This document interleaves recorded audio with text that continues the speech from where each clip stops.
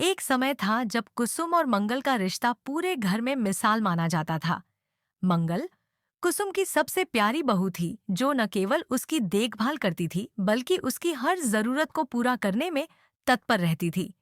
कुसुम के लिए मंगल बेटी के समान थी, लेकिन अब यही रिश्ता दुश्मनी में बदल चुका है।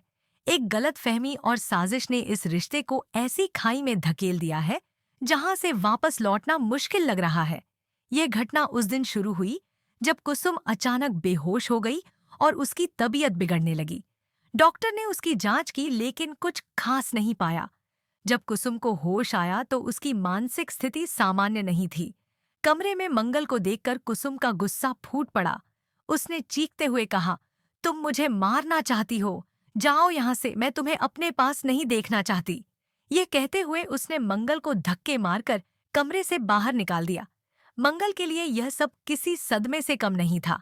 वह समझ नहीं पा रही थी कि अचानक ऐसा क्या हो गया जिससे कुसुम, जो उसे माँ जैसा प्यार देती थी, आज उससे इतनी नफरत करने लगी।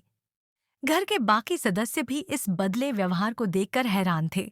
आदित्य ने स्थिति को संभालने की कोशिश की और मंगल से कहा, तुम अभी यहाँ से चली जाओ। कुसुम की हालत खराब है और उन्हें आराम की जरूरत है। इस पूरे घटनाक्रम के पीछे सौम्या की गहरी साजिश थी।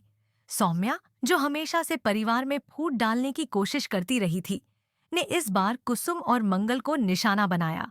उसने कुसुम के लड्डुओं में एक जहरीला पदार्थ मिलाया, जिससे उनकी तबीयत बिगड़ गई।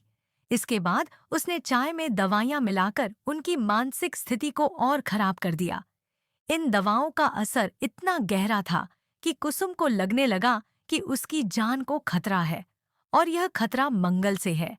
डॉक्टरों ने कुसुम का इलाज किया, लेकिन उनकी बिगड़ी हुई मानसिक स्थिति का कारण नहीं जान पाए।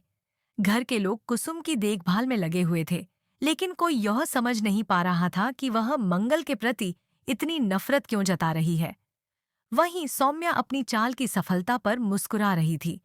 उसने बड़ी चालाकी से कुसुम और मंगल के बीच गलतफहमियां पैदा कर दी थीं। मंगल के लिए यह समय बहुत कठिन था।